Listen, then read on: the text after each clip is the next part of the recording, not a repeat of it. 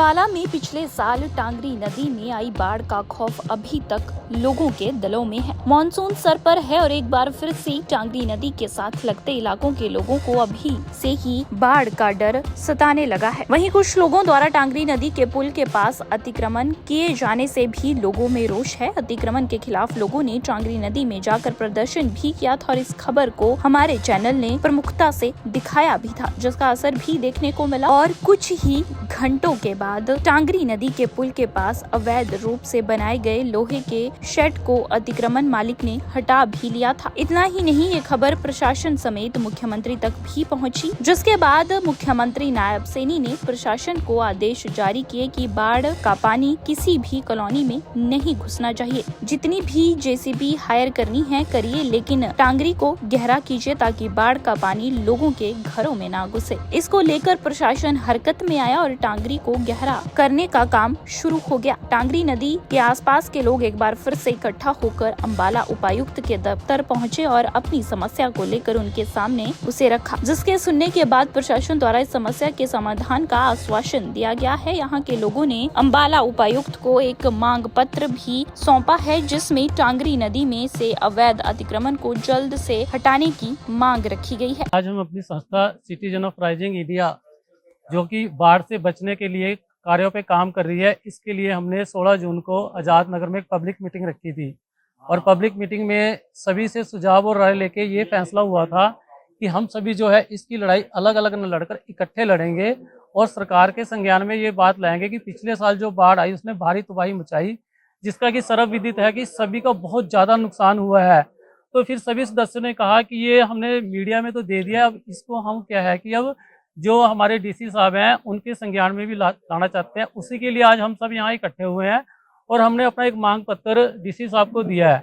अब उस मांग पत्र में जो है कि हमारी सबसे मुख्य मांग ये है कि टांगरी नदी में जो अवैध अतिक्रमण है, जो कि बाढ़ का कारण बनता है, उसको अतिशीघ्र हटाया जाए, क्योंकि मानसून अब हमारे सिर पे है। अगर वह अतिक्रमण ऐसे ही बना रहा तो बाढ़ का पानी फिर टांगरी से पार होकर कॉलोनियों के अंदर घुसेगा और फिर पहले की तरह तबाही मचाएगा।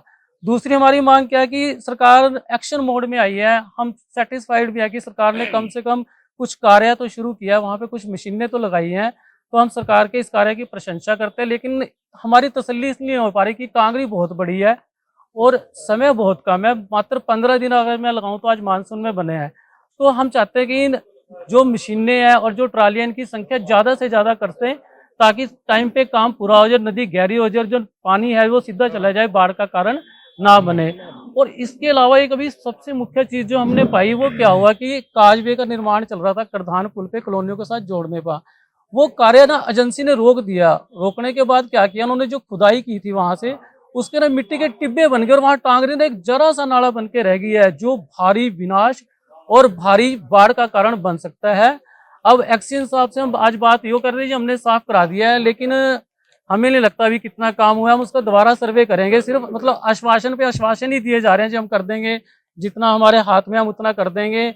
बाकी इसमें एक मुद्दा और कह रहे हैं कि कुछ हमारे किसान भाइयों की ना जमीनें भी आई हुई हैं, तो हम चाहते हैं कि उनसे भी कोई नाइंसाफी ना हो, उनकी जो बात है वो भी सुनी जाए। उन्होंने भी अपनी बात एक्सीडेंट महोदय के सामने रखी है जी। वो कह रहे जी ये एक अलग चीज़ है, इसमें हम नहीं कर सकते, मतलब वो हमें इस चीज़ में कह ही नहीं रहे। तो हमने बोला कि अगर आप नहीं कर सकते तो बताओ किसके आगे जाके रोए, कौन से को अधिकारी है। तो सरकार जाग तो रही है लेकिन उतना नहीं जाग रही कि जिससे कि हम बाढ़ आने से बच सके। और यहाँ सरकार को हम चेताना चाहते हैं, अगर इस बार बाढ़ से अगर कोई नुकसान होता है तो सारे की सारी जितनी जनता है वो क्या होता है कि एक जिप्सी भेज देते हैं और कह देते हैं कि भाई सुरक्षित स्थानों पर चले जाएं। तो सुरक्षित स्थान हम तो सरकार के घर आके बैठ जाएंगे, वही बताएगी कि सुरक्षित स्थान है कौन सा है और धरना देने के हमें रहना कहाँ है। हम क्या काम काज करने वाले हैं, मध्य वर्गीय परिवारों से सारे जुड़े हुए, अपने काम काज छोड़ के यहाँ जुड़े हुए, इसलिए कि हमारे मन में आशंका है, हम डरे हुए हैं कि भाई इस पानी आ गया तो इस बार हम सड़क पे आ जाएंगे। और यही मांग पत्र हमने रखा है डीसी साहब के सामने कि भी जो ये बाढ़ से रोकने के उपाय इनमें तेजी लाए जाए, ताकि हम बाढ़ से बच सकें। इस समस्या को लेकर जब अंबाला कैंट एसडीएम और नगर परिषद एडमिनिस्ट्रेटर से बात की तो उन्होंने जिस प्रकार से पिछले साल आई बाढ़ से जल भराव की स्थिति उत्पन्न हुई थी वो स्थिति अब की बार ना हो, इसके लिए एग्रीगेशन विभाग ने अपने तीनों प्रोजेक्ट को लिया है। उन्होंने कहा कि किसी भी वजह से उन प्रोजेक्ट में विलम्ब हुआ, लेकिन अब उपायुक्त ने मीटिंग भी ली थी और उन प्रोजेक्ट पर शीघ्र काम किया जाएगा। टांगरी में पिछली बार कई दिनों तक लगातार जो फ्लड लाइन है उसके ऊपर पानी बहता रहा, जिसकी वजह से जो आसपास के क्षेत्रों में जल भराव की स्थिति बनी रही। तो वो स्थिति ना हो उसके चलते इरिगेशन ने अपने medium term, short term, long term तीनों प्रोजेक्ट्स इसमें लिए हैं। और एमसीसी की वजह से कुछ विलम्ब हुआ उनके प्रोजेक्ट्स में, लेकिन अब वो प्रोजेक्ट्स इरिगेशन अधिकारियों के साथ उपायुक्त महोदय ने मीटिंग ली थी और वो उस पर शीघ्र ही काम करेंगे।